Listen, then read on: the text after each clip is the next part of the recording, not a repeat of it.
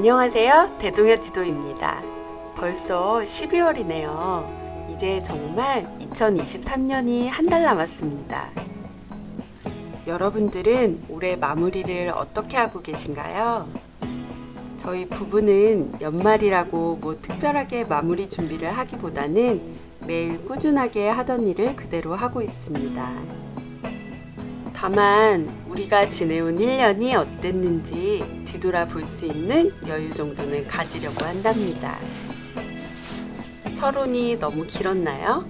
여러분의 시간을 쓰시는 만큼 꼭 도움이 될 영상을 만들었으니 영상을 끝까지 재미있게 봐주세요.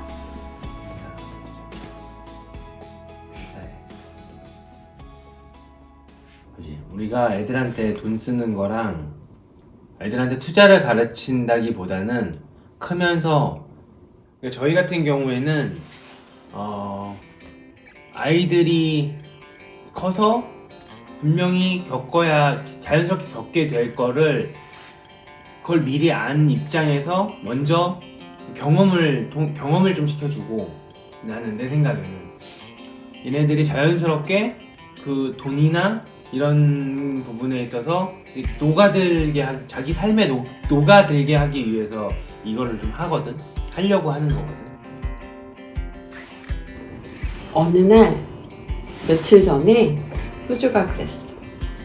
엄마 왜 학교에서 나중에 커서 도움이 될 그런 말들을 왜 안 해주고 다 내가 이상한 걸 다 알려줘? 막 그러길래 내가 학교에서 배운 것 중에 제일 잘 써먹는 게 딱 한 가지 있다 그랬어.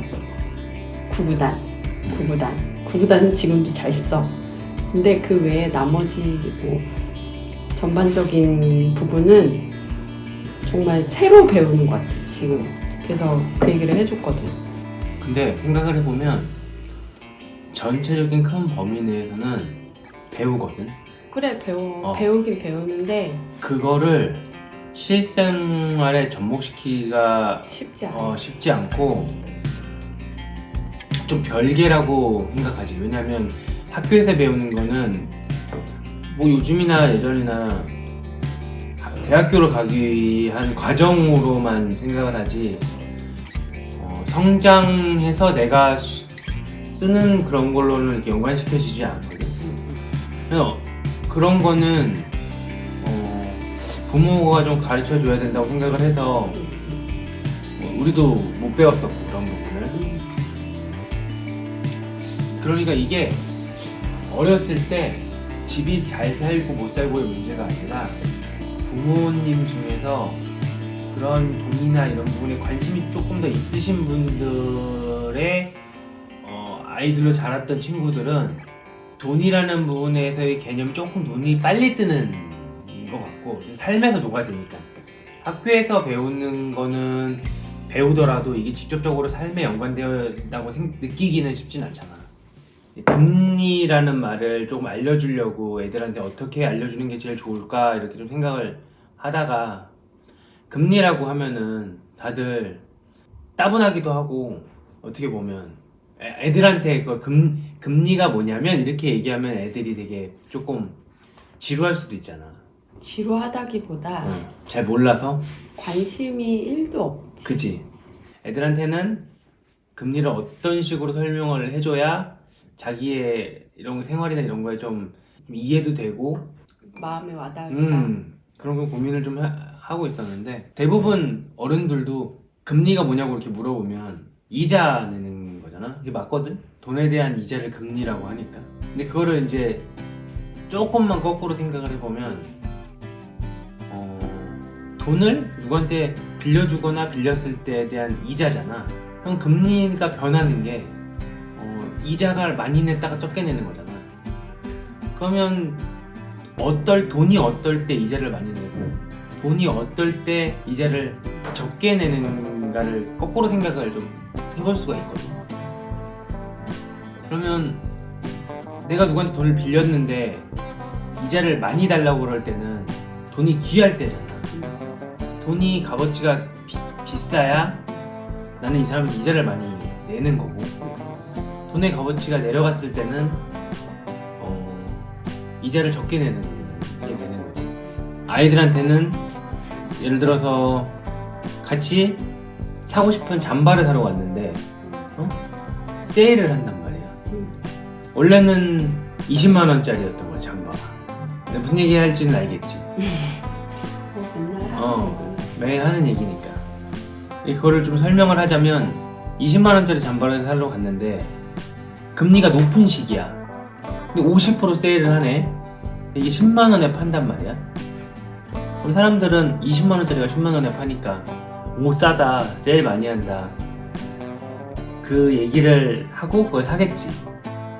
그러면 나는 금리가 높은 시기에 원래 20만 원짜리 돈 거를 10만 원을 주고 구매를 했으면 이게 정말 싸게 산 건가를 한번 생각을 해봐야 되는 거죠. 내 돈의 값어치가 2배가 됐다고 치면은 뭐 정말 2배가 되진 않았지만 금리 자체가 원래 영향이 있다는 거니까 얘는 원래 10만 원짜리인 거지. 그지? 근데 사람들은 그거를 싸게 샀다고 생각을 하는 거고, 그 금리와 내 소비를 좀 연결시켜서 생각을 해보면, 그러면 금리가 높은 시기에는 돈의 값어치가 높으니까 우리가 사고 싶어하는 집이나 이런 것도 어쨌든 물건이잖아. 그럼 과연 그때는 집값이나 주식이나 뭐 그런 부분들이 비싼 게 맞을까 싼 게 맞을까를 한번 생각해보는 거지. 물건 같은 경우는 시간이 지나면 지날수록 가치가 감가가 되는 물건들이잖아. 그러면 훨씬 더 감가가 많이 될 때, 시간이 지나서 훨씬 더 감가가 많이 되니까 재고도 쌓이고 굉장히 할인을 많이 할 거야. 왜냐면 지금 그 회사는 값어치 있는 현금을 가지고 싶으니까. 그러면 내 값어치가 점점 떨어지는 물건과 이 값어치가 올라가거나 지금 값어치가 높아져 있는 이 현금을 바꾸는 게 되는 거고, 우리가 우리 애들한테 얘기해 주는 거는 어쨌든 집들의 인플레이션, 집이나 이런 부분은 인플레이션 대비 가격이 상승한다 그랬잖아. 그래도 기준 대비 싼 가격대가 있단 말이야.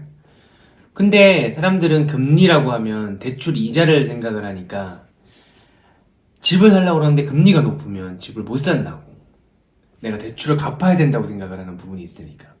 근데 역으로 내가 가지고 있는 돈의 값어치가 올라가 있다고 생각을 하면 금리가 높은 시기에 당연히 집값은 예전보다는 싸져 있는 거지. 그러니까 접근을 하는 방법을 거꾸로 접근을 해야, 그리고 그렇게 보는 시야를 조금 바꿔줘야 되지 않을까라는 생각을 좀 하고, 사람들도 그렇게 이해를 하면 지금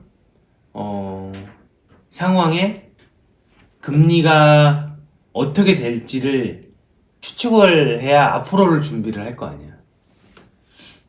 그러니까 그거를 좀 알아야 되지 않을까. 뭔가를 이게 삶을 살아갈 때는. 왜냐면 금리는 계속 올라갔다 내려갔다 올라갔다 내려갔다를 반복할 거니까. 그럼 내 돈의 값어치가 올라갈 때 내려갔을 때 올라갔을 때 내려갔을 때가 계속 반복할 거란 말이에요.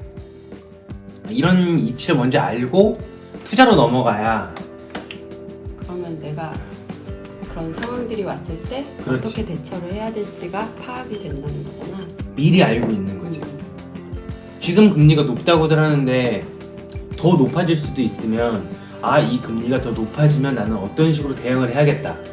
그게 아니라 그럼 왜 높아질까부터, 아니면 금리가 낮아질 거라면 앞으로 어떤 주기로 어떻게 낮아지고 있다는 것도 알고 있으면 이 낮아질 때는 어떻게 내가 대응을 해야겠다. 그러니까 미리미리 준비를 한다는 거죠.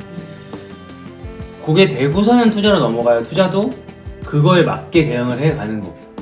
사람들은 일단 먼저 돈을 벌고 싶어하는 그게 너무 강하다 보니까 지금 뭐 살 것? 지금 어떻게 해야 돼? 이런 걸 좀 많이 물어보는데, 이런 돈에 대한 개념이나 그러니까 공부도 이해를 하고 공부를 해야 습득이 되듯이 이 돈도 똑같이 이런 전반적인 부분을 내가 이해를 하고 있어야 이게 어떤 부분으로 가더라도 내 집을 살 때도 마찬가지고 투자도 마찬가지고 이게 적정하게 대응이 된다는 얘기인 거지.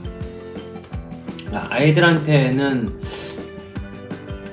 자기 물건을 우리는 약간 그런 부분 그렇게 했었잖아.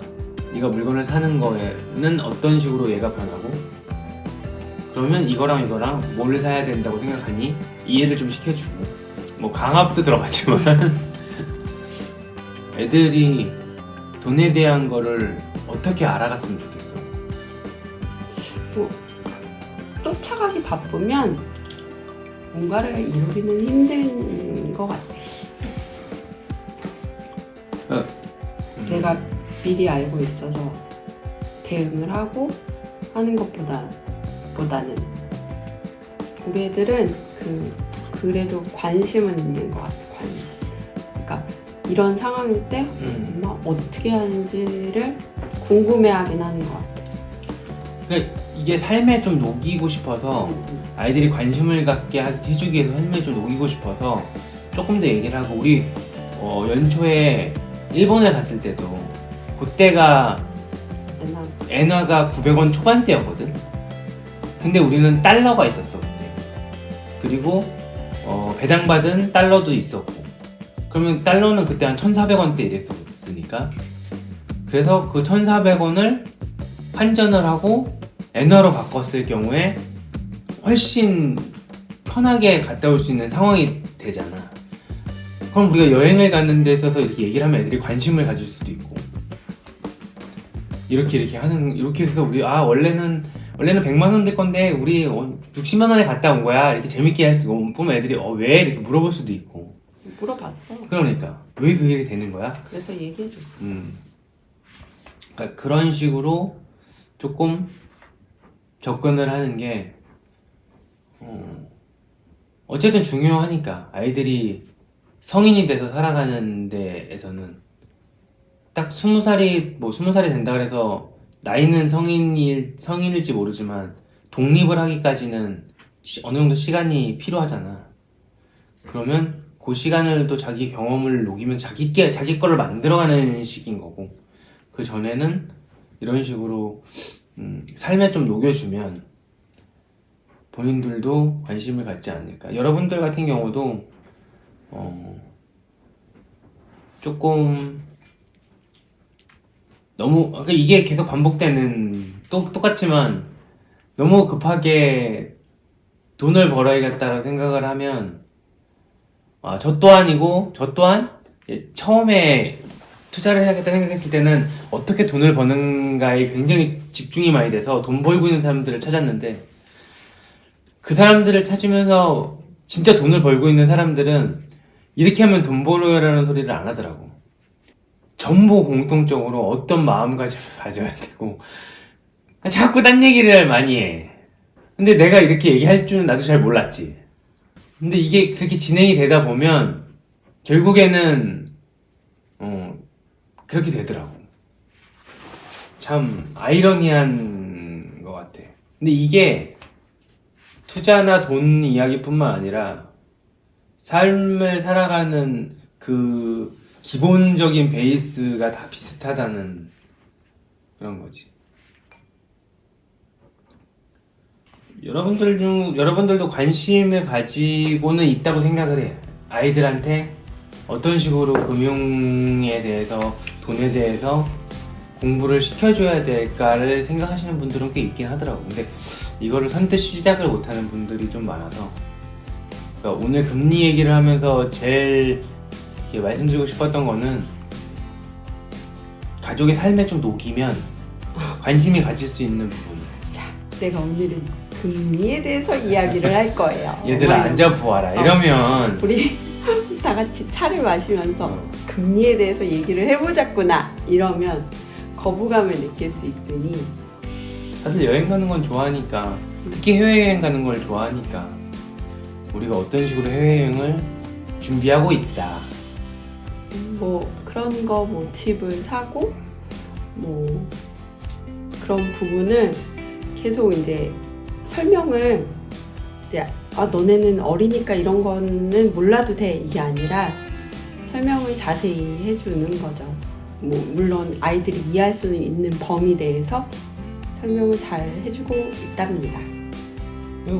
우리도 집을 사지만 애들도 나중에는 집을 살 사야 거니까. 하니까 본인들이 집을 사야 하니까 가서 그걸 미리 보는 것도 괜찮고 그렇게 뭔가가 있어야 금리나 환율 이런 거에 관심을 갖지 처음부터 관심을 우리도 안 가졌는데 그지. 우리도 어렸을 때 안 가졌는데 애들한테 가지라고 그러는 거는 말이 안 되는 거고 그렇습니다. 여러분들도 이런 식으로 접근하시면 괜찮으실 거예요. 저희는 그런 식으로 하고 있답니다. 오늘은 또 여기까지. 다음 주에 만나요. 안녕. 왜 남자야? 왜 나 혼자 아니냐고. 나 혼자 아니냐고. 끝내기 아쉬워? 아니. 또 할 말이 있어 또.